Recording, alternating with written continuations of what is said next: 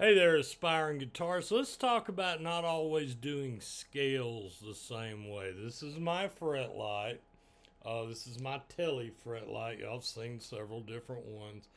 Um, I have lit up the A minor pentatonic scale. This is the fifth fret right here. Let you see that. And I've got it blinking the root A note. Well, you notice that the root A note, of course, is where you start. But the A note is found once again right here on the seventh fret, the fourth string.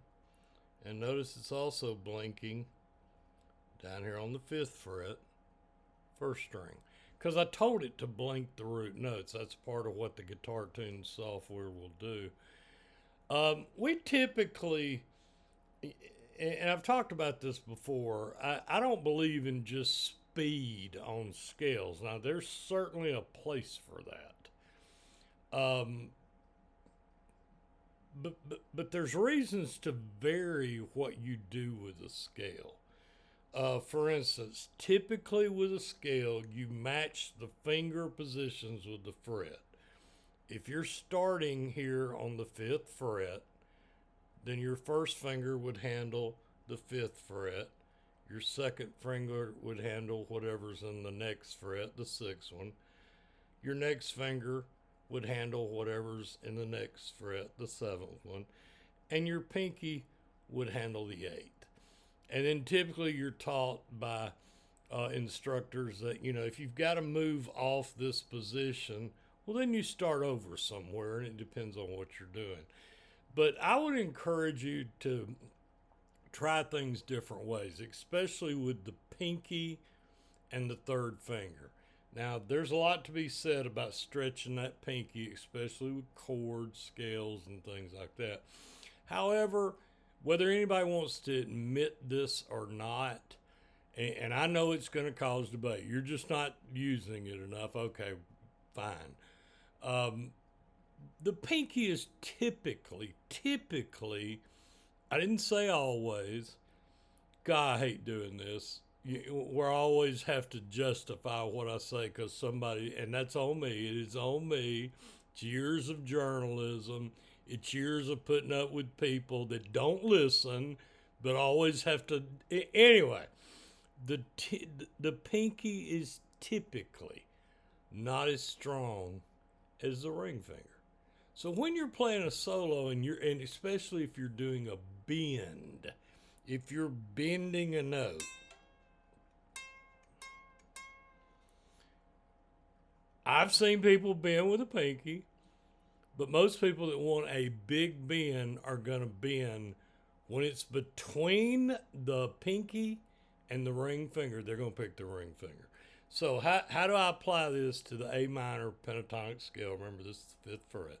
So remember, in the A minor pentatonic, you're going to start on the top sixth string, the E string, the low E because of the pitch, the high E's way down here on the bottom, the first string. So you'd start here, and then you'd move to the eighth fret.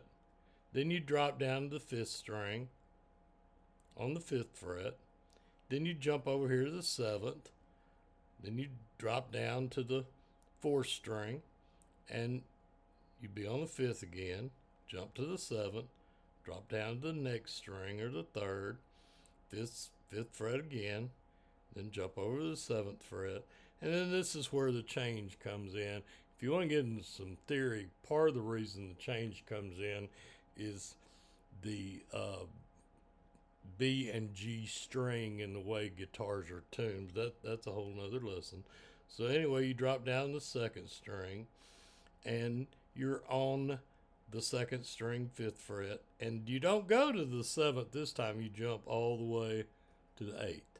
Then you drop down to the first, and there's your fifth fret, first string, and you do it again, the eighth. Then you walk all this backwards. But this is typically what I see people doing. Watch my fingers. Watch how I line these fingers up. Fifth, sixth, seventh, eighth.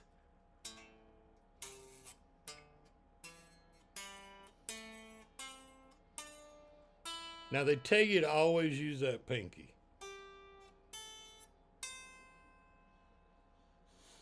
And I would tell you to do that too for part of your practice. And then I would tell you, because of the strength of your ring finger over your pinky, to also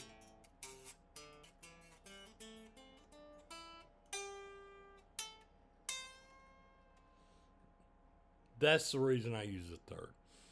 You don't have to do the scale the same way. You can vary the fingers.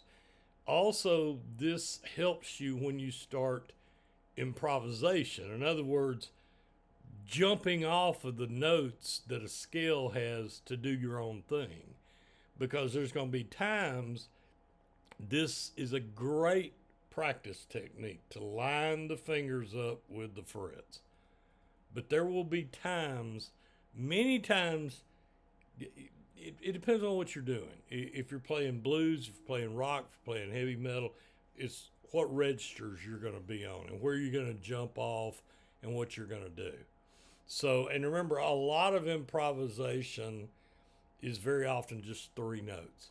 Three notes, then two. That's why it's called improvisation. So my point here is this again is A minor pentatonic.